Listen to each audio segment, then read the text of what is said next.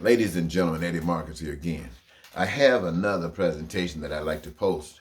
It was done sometime in the past. I'm not sure just right now what time in the past, but it's something that I want to share with you. It's a consistency in message. And for those of you who have followed me recently, I want to share what the past was happening. And just to show you the kind of guy that you're dealing with. And this particular message says, this is a message to my fellow Americans. My fellow Americans, I do love you, and I am not going to sit back and watch you being abused without informing you of what's going on. Don't let anyone convince you that it's okay to separate God from the state. That is only done to make it easier, to deceive, to betray, and exploit you. Can you separate your being on this planet from God? Of course not. To do so would mean that you would disappear from this planet. How many of you think that God put you on this planet to make money, to exploit the global economy? You were told that money is used for a measure of exchange. Not so. Money is a tool that makes it easier for you as a person, as a nation, to be taken advantage of and to take advantage of others.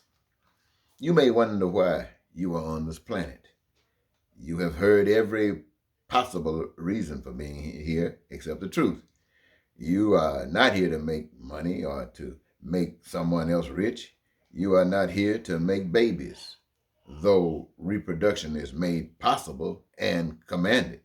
You are not here to compete, to do more or better than anyone else. You are here for the best reason of all, to live the best life that you can as a people and as a person. You are to enjoy this life here, just as those in heaven enjoy theirs.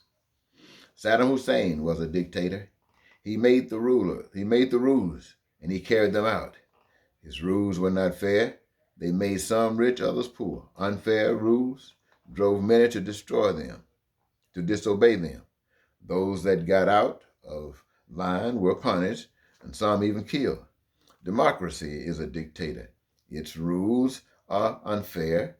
It makes some rich, others poor. Unfair rules drive many to disobey them. Those that get out of line are punished, some even killed. The United States got so mad with this unfair dictator in Iraq that they killed him, his family, and destroyed his country. In judging one dictator, the other has brought judgment on itself. Nature is the avenging prosecutor. It is doing what no foreign military might would dare do, destroying cities and towns throughout the nation, using floods, wildfires, hurricanes, and tornadoes to rip physical structures apart, bury cities underwater, and burning down multiple homes and parks. The United States are being held hostage for the judgment it made. Thousands have lost their lives. Billions are being spent monthly on repairs and assistance in Iraq. But who is going to rebuild her? If America recognizes its faults and agree to do the right thing, nature will state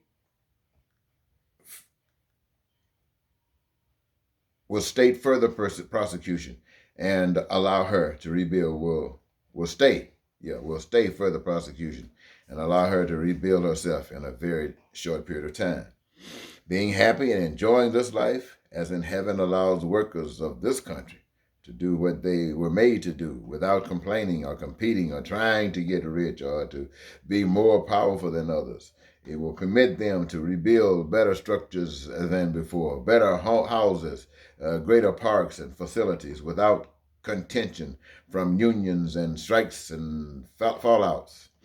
It will allow them to do anything they set mind to do, and nothing prohibits due to a lack of funds. Ain't that something? If Iraqis knew and respected Allah, they would never have permitted such unfair rules by Saddam Hussein, and the United States would have no excuse.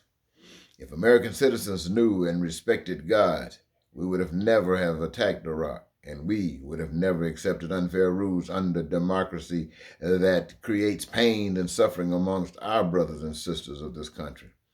Ladies and gentlemen, it is not government that is the villain, it is the people.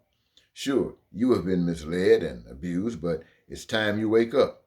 Those of you that have been spared the sorrows of the floods, the fires, the hurricanes, and tornadoes, if it happened to you, you would want any and all measures exercised to bring relief to you. And the last thing you would want to stop it is money. So, if you will be willing in such extremes, be willing without the extremes. If it's good when it's all you got, it's better having when you don't need it. Yet, you, the average citizen, have rejected the reality of every student going to college without debt, universal education. You have rejected health care for every citizen, free, universal health care.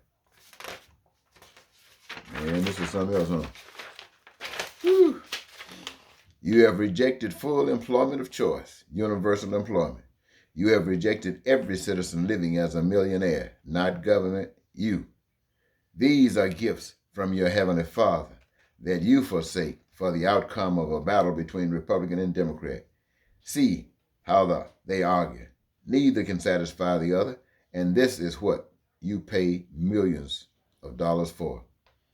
There is no way you would approve this if you were in your right mind. I would love to lead you to a life of paradise if you want it, but I am not going to pay the media one nickel to inform you. Why should I? Because others do it? It's no reason for me. The media should be happy for you and gladly report it. If they know God, if they knew God, they would, just like you would, if you knew God.